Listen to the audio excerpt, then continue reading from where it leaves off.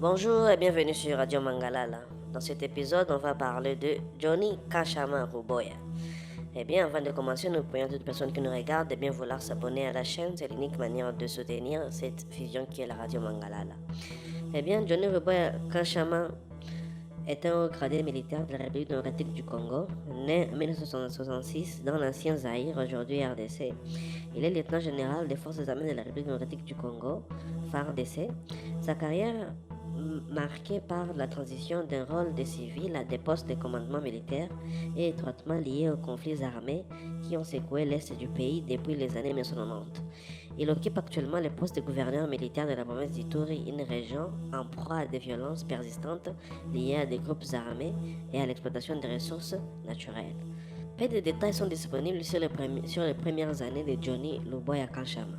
Né en 1966, il entre dans le monde militaire en tant que civil, sans formation initiale formelle dans une académie congolaise. Son entrée dans les forces rebelles marque le début de sa trajectoire. Au début des années 2000, il rejoint la rébellion du Rassemblement congolais pour la démocratie RCD Goma, un groupe soutenu par le Rwanda lors de la Deuxième Guerre du Congo. C'est à cette époque qu'il reçoit une formation militaire de base à l'Académie militaire de Gabiro au Rwanda avec un accent sur les renseignements. Cette formation est partagée avec d'autres figures comme Adolphe Onusumba. Luboya Kanchama n'a pas suivi un cursus d'officier complet au Rwanda, ce qui les place équivalent à un simple soldat dans l'armée rwandaise selon certaines critiques. Bien que son rôle se soit rapidement orienté vers l'intelligence militaire. Aucune information précise n'est disponible sur son lieu de naissance exact, son éducation civile ou sa vie familiale, ce qui reflète le caractère souvent opaque des biographies des figures militaires en RDC. La carrière de Luboya Kanchama prend un tournant décisif pendant la Deuxième Guerre du Congo. En 2000, il est nommé chef des renseignements militaires du RCD Goma, remplaçant Séraphin Zirimana dans ce rôle. Il supervise plusieurs départements, dont l'intelligence pour les régions comme Bandundu, les opérations de Tanganyika, les investigations pour le Nord Kivu et les contre-intelligences pour les Kasaï orientales. Ses assistants incluent des figures comme Guy Bangola, Cyprien Mananga, Paul Mwilambwe, Fabrice Tumsifu et Rigo Mwamba, proche d'Adolphe Onusumba. Il joue un rôle clé dans l'appareil sécuritaire du groupe rebelle allié au Rwanda. Après la fin officielle de la guerre en 2003, lors de la période de transition 1+4, Luboya Kanchama intègre les structures étatiques. Il est nommé chef d'état-major de la 8e région militaire à Lubumbashi, sous le président Joseph Kabila. Il occupe successivement les postes d'inspecteur général adjoint de FARDC, commandant adjoint de la force navale et commandant poste de l'inspecteur général adjoint de FARDC. Sous la présidence de Félix Tshisekedi,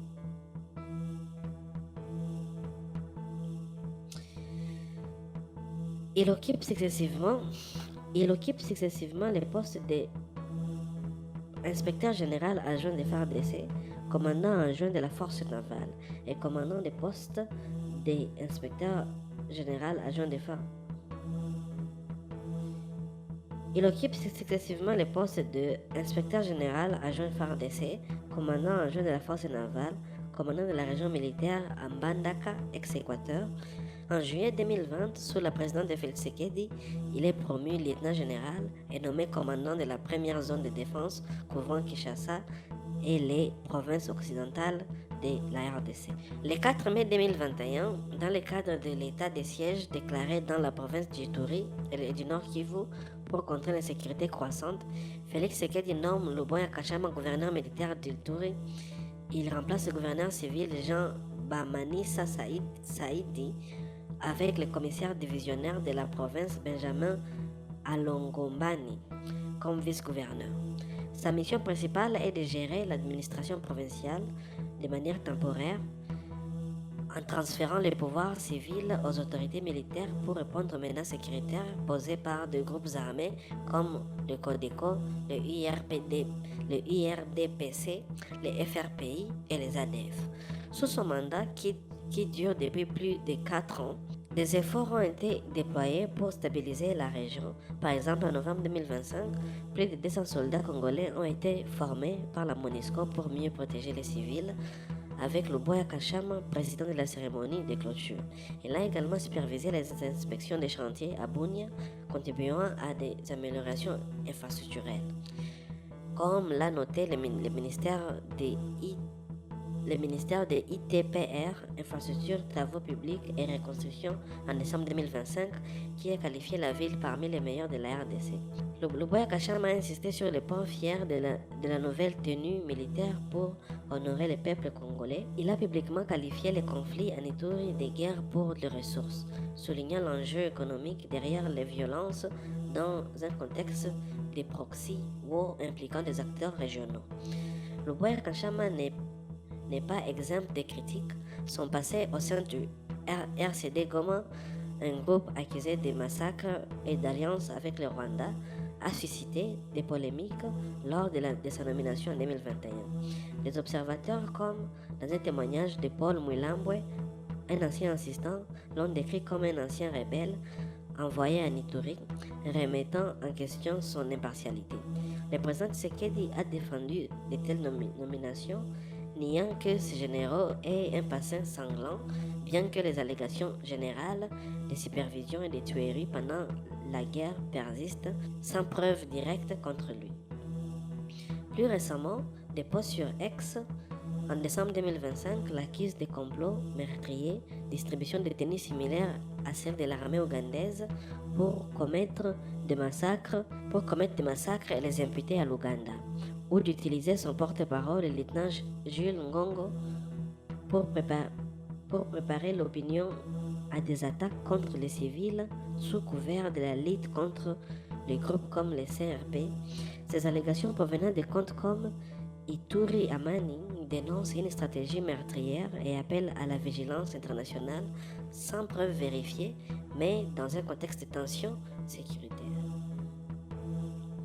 D'un côté, il est loué pour son patriotisme et sa rigueur.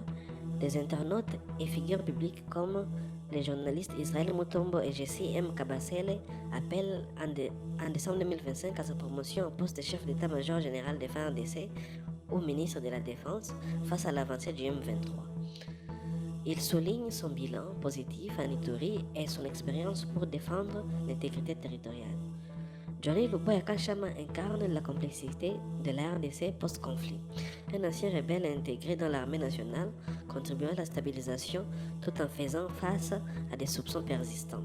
Son rôle en Ituri prolongé au-delà des attentes initiales, met en lumière les défis de l'état de siège, critiqué pour ne pas avoir résolu les racines structurelles des violences, comme les réformes dans l'armée ou l'exploitation minière, alors que l'Est du pays reste instable avec les appels croissants pour son élévation à des postes nationaux. Son avenir pourrait dépendre de l'évolution sécuritaire et des décisions présidentielles. Eh bien, mesdames et messieurs, ça sera tout pour cet épisode réservé à Johnny Luboya Kachama. Pour la suite, restez connectés sur la radio Mangalala et